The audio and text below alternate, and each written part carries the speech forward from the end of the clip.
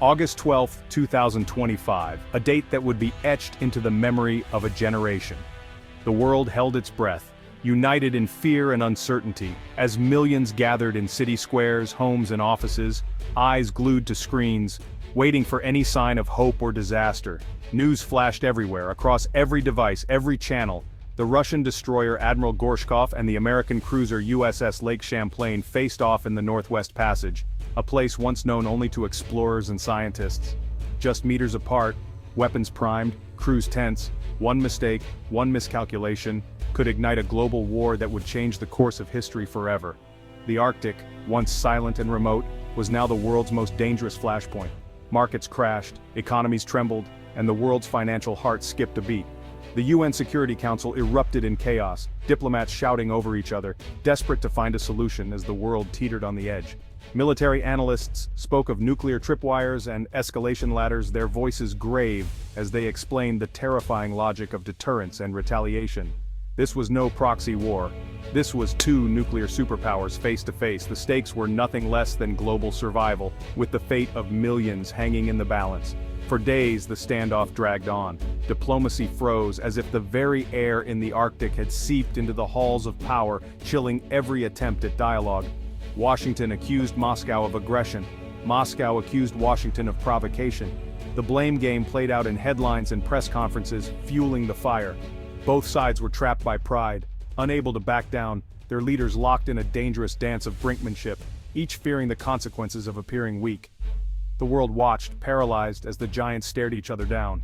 In newsrooms and living rooms, silence reigned, broken only by the anxious whispers of what might come next. Helicopters circled, broadcasting the chilling scene worldwide, their cameras capturing every tense moment, every movement on the icy waters below. The warship's gray hulls cut through the Arctic's white and blue, a picture of power and fragility, steel against ancient ice, both unyielding and vulnerable. Ancient ice, witnessed to millennia, now saw humanity on the brink. The frozen landscape, unchanged for centuries, now bore silent witness to the folly of men. The world had sleepwalked into crisis, driven by ambition and mistrust, by old rivalries and new fears, unable to see the precipice until it was too late. On the rooftop of the world, humanity stared into the abyss, the cold wind carrying the weight of decisions yet to be made. The silence from the Arctic was deafening, a pause that seemed to stretch into eternity, as if the world itself was holding its breath. The next move could change history. In that frozen moment, the fate of nations, and perhaps the world, hung in the balance, waiting for someone to break the silence. Nowhere was the fear sharper than in Canada. The crisis was unfolding in Canada's own backyard, the Northwest Passage. For decades, Canada claimed these waters. Now, foreign warships treated it as their chessboard. Canadians watched, feeling helpless and exposed. Talk radio buzzed with anger. Why were superpowers threatening war on Canadian territory? Where was Canada's voice? The sight of foreign military hardware in the north felt like a national violation.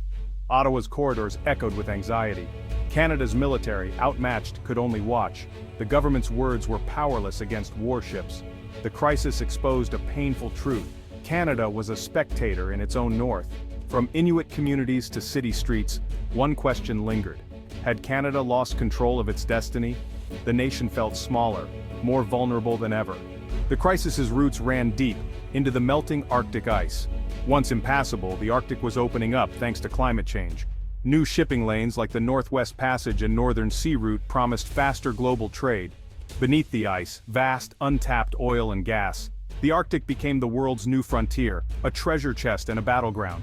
Russia moved first, building up its Arctic military, reopening bases, and launching icebreakers. Moscow claimed the Northern Sea Route as its own, demanding control and fees. The US pushed back, insisting on international waters and sending warships to challenge Russia's claims. Both sides increased their presence, old rivalries reignited. The melting ice revealed not just resources but deep mistrust. The stage was set for a superpower showdown. The Arctic's transformation had global consequences. Canada was trapped, an Arctic giant by geography, a middle power by might.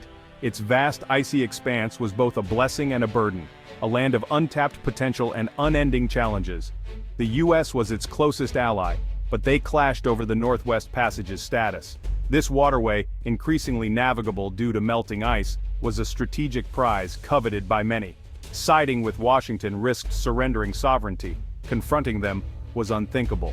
The delicate balance of diplomacy was a tightrope walk with no safety net. The government, led by Prime Minister Evelyn Carney, faced impossible choices. Every decision seemed to lead to a dead end with no clear path forward. Decades of underfunding left Canada's military unable to enforce its claims. The once proud forces were now a shadow of their former selves, struggling to maintain a presence.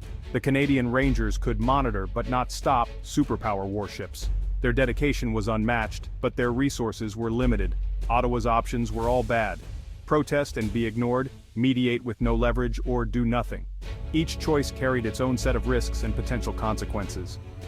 The world expected Canada to act, but it was paralyzed.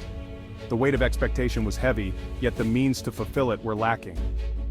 The crisis exposed the contradictions at the heart of Canadian foreign policy. It was a moment of reckoning, a time to reassess and redefine national priorities. Canada's vast north was unprotected, its sovereignty in question. The land was rich in resources, yet vulnerable to external pressures.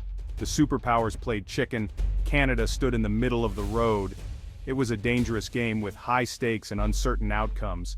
No one, not even Canadians, knew what to do. The uncertainty was palpable, a nation searching for answers in a sea of confusion. The nation's limits were laid bare. It was a time of introspection, a moment to confront the realities of its geopolitical position. In her office, Prime Minister Carney realized conventional diplomacy had failed.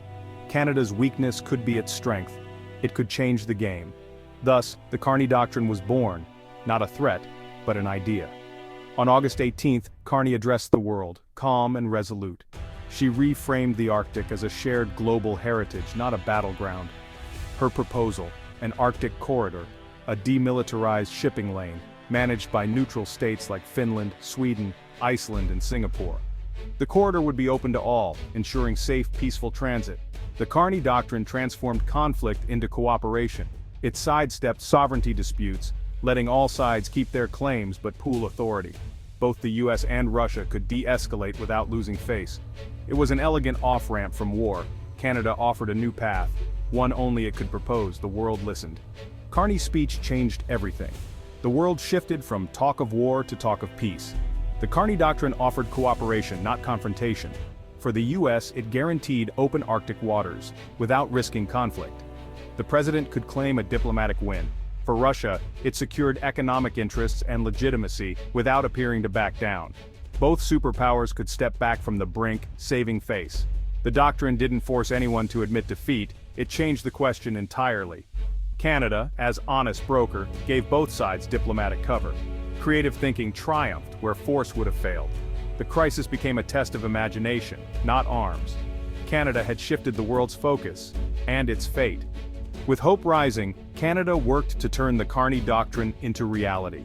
An emergency summit in Iqaluit brought all Arctic states and key maritime nations together. The location put Inuit voices at the center. After 2 weeks, the Northern Century Accord was born. Its core, the Arctic Corridor, managed by a new authority in Ottawa, staffed by neutral countries. Military vessels were banned, strict environmental rules applied, transit fees funded operations, and an Indigenous Heritage Fund for northern communities. The USS Lake Champlain and Admiral Gorshkov disengaged. The US got open navigation, Russia got stability, the world got peace. Canada, once powerless, had protected its interests and set a new standard for stewardship. Diplomacy had triumphed. The Arctic crisis became a lesson in a new kind of power. Canada won not with force, but with trust and ideas. Its reputation as an honest broker gave it unique influence. Carney's team listened, understood every side, and crafted a solution for all. Canada's multicultural, consensus-driven approach turned diversity into a diplomatic asset. The Carney Doctrine was not about Canada's victory, but everyone's success. The world saw that leadership can come from the creative and principled, not just the strong. Canada proved a middle power can shape global events. It inspired rather than imposed a solution. The most powerful diplomatic tool was not a weapon, but a credible, fair idea. Canada facilitated peace, reminding the world of the value of moral authority. The nation's character became its greatest strength. The world took notice. The peaceful end to the 2025 Arctic crisis echoed worldwide, sending ripples of relief and hope across continents. For months, the world had watched anxiously as tensions mounted, but now, a new era was dawning. Canada's leadership was celebrated on the world stage. The Northern Century Accord quickly became a model for peace and diplomacy, studied by leaders and scholars everywhere. Prime Minister Carney was hailed as a visionary, his calm resolve and innovative thinking credited with steering the world away from disaster. For once, headlines told a story of cooperation, not conflict. The world's media celebrated a rare victory for unity and understanding. Canadians felt a new pride.